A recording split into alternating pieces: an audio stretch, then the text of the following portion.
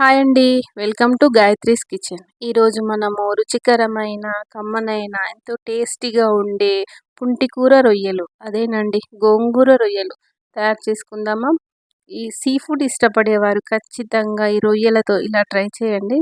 చాలా టేస్టీగా, పుల్ల పుల్లగా, కమ్మ కమ్మగా ఉంటుంది. ఒకసారి ఈ విధంగా ట్రై చేశారంటే మళ్ళీ మళ్ళీ ఇదే చేసుకుంటారు. ఎలా చేద్దామో చూద్దాం పదండి. ముందుగా ఒక హాఫ్ కేజీ రొయ్యలండి. అంటే మేము కేజీ తీసుకొని పొట్టు తీపిస్తే ఒక హాఫ్ కేజీకొచ్చాయి. రొయ్యల పైన ఇలా నల్లగా ఉంటుందండి. ఇది తీసేసి తింటే బెటరు. ఎందుకంటే ఇలా తినడం వల్ల మనకి బాడీ పెయిన్స్ అంటే వాతం అంట. దానివల్ల బాడీ పెయిన్స్ వస్తాయని చెప్పారు. అందుకని మేము ఈసారి ఇది తీసేసి ఇలా ఈ విధంగా అన్నింటికి ఇదే విధంగా తీసేసాము. ఇవి ఇలా తీసేటప్పుడు ఒక 10 మినిట్స్ పట్టిందండి అంతే. అన్నింటికి ఈ విధంగా తీసుకొని క్లీన్ చేసుకోవాలి. ఇలా అన్నీ తీసేసుకున్న తర్వాత రొయ్యలను శుభ్రపరచుకోవాలండి. ఇప్పుడు రొయ్యల్లోకి ఒక స్పూన్ ఉప్పు, ఒక స్పూను పసుపు, కొంచెం నిమ్మరసము వేసుకొని వాటర్లో ఒక 3-4 టైమ్స్ క్లీన్ చేసుకుంటే సరిపోతుంది.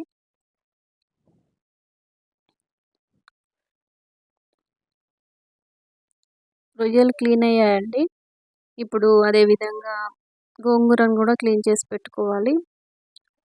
వాటర్లో ఒక 2-3 సార్లు కడిగి పెట్టుకుంటే సరిపోతుంది. మేము ఒక పెద్ద సైజు తీసుకున్నామండి గోంగూర కట్ట. అది ఇంత అయ్యింది. హాఫ్ కేజీ రొయ్యలకి ఇది సరిపోతుంది. ఇప్పుడు మనము ప్రాసెస్ చూద్దాము. దీంట్లోకి ముందుగా ఒక కడాయి పెట్టుకొని దాంట్లోకి 2-3 స్పూన్ల ఆయిల్ యాడ్ చేసుకోండి. నాన్ వెజ్ కదా, అంటే ఆయిల్ ఎక్కువనే పడుతుంది. ఆయిల్ వేడెక్కాక కట్ చేసి పెట్టుకున్న ఉల్లిగడ్డ ముక్కలు, చీల్చి పెట్టుకున్న పచ్చిమిర్చి చీలికలు, అలాగే కొంచెము కరివేపాకు వేసుకొని బాగా కలుపుకోవాలి. ఉల్లిగడ్డ ముక్కలు, పచ్చిమిర్చి, కరివేపాకు అన్నీ మంచిగా ఫ్రై చేసుకోవాలి. ఒక 2 మినిట్స్ ఫ్రై చేసుకుంటే సరిపోతుంది.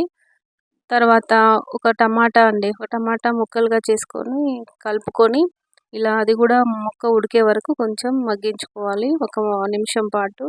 ఆ తర్వాత దీంట్లోకి కొంచెం పసుపు, అదేవిధంగా ఒక పెద్ద స్పూన్ అల్లం వెల్లుల్లి పేస్ట్ వేసుకొని బాగా కలుపుకోవాలి.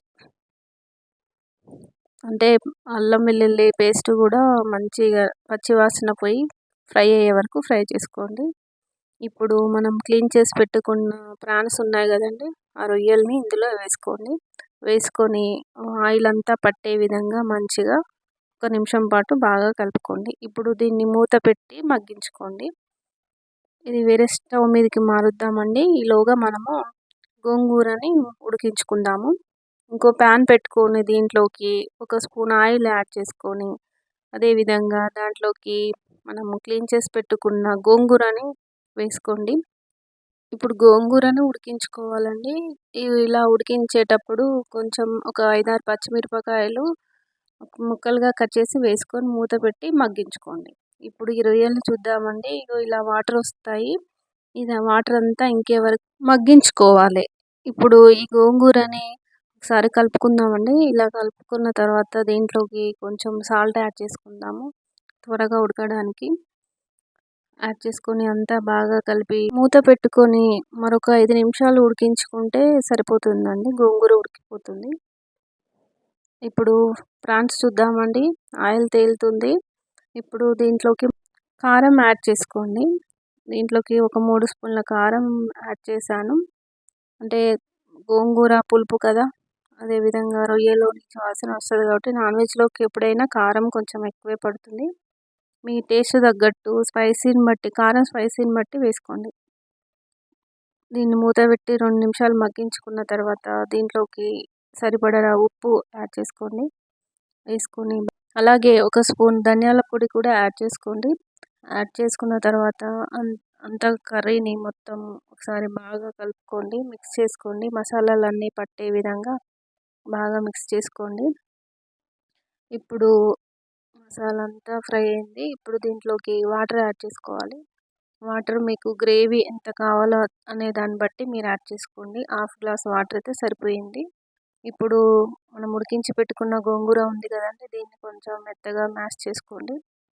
ఇప్పుడు దీన్ని మనము కర్రీలోకి యాడ్ చేసుకోవాల్సి ఉంటుంది. ఇప్పుడు మూత తీసి ఒకసారి అంతా బాగా కలిపి దీంట్లోకి మనం ముందుగా ఉడికించి పెట్టుకున్న గోంగూర ఉంది కదండి, ఆ గోంగూరని యాడ్ చేసుకోవాలి. ఇలా వేసుకొని అంతా బాగా కలుపుకోండి. గోంగూర పులుపు అంతా ముక్కలకు పట్టే విధంగా బాగా కలుపుకోండి. ఈ విధంగా అంతా గ్రేవీలో కలిసే విధంగా కలుపుకోవాలి.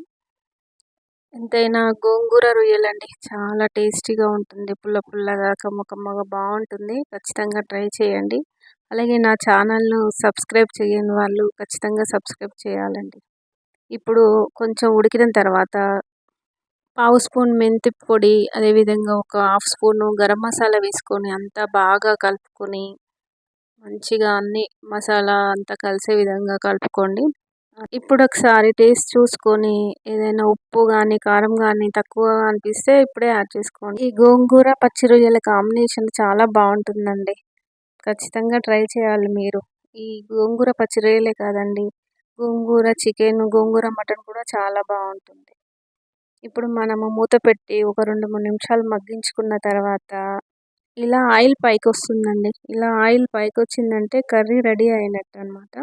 పైన కొత్తిమీర యాడ్ చేసుకోవాలి. అంతేనండి, గోంగూర పచ్చి రొయ్యల కర్రీ రెడీ అయిందండి. చూస్తున్నారు కదా ఎంత బాగుందో కర్రీ. చూస్తుంటేనే నోట్లో నీళ్ళురుతున్నాయండి. మీరు ఖచ్చితంగా ఈ రెసిపీని ఇంట్లో ట్రై చేయాలి. ట్రై చేసి నాకు కామెంట్స్ పెట్టాలండి ఎలా వచ్చిందో మీ కర్రీ. నిజంగా చెప్తున్నానండి, ఈ కర్రీ కనుక మీరు వేడివేడి అన్నంలో పెట్టుకొని తింటే కనుక రుచి అమోఘంగా ఉంటుంది.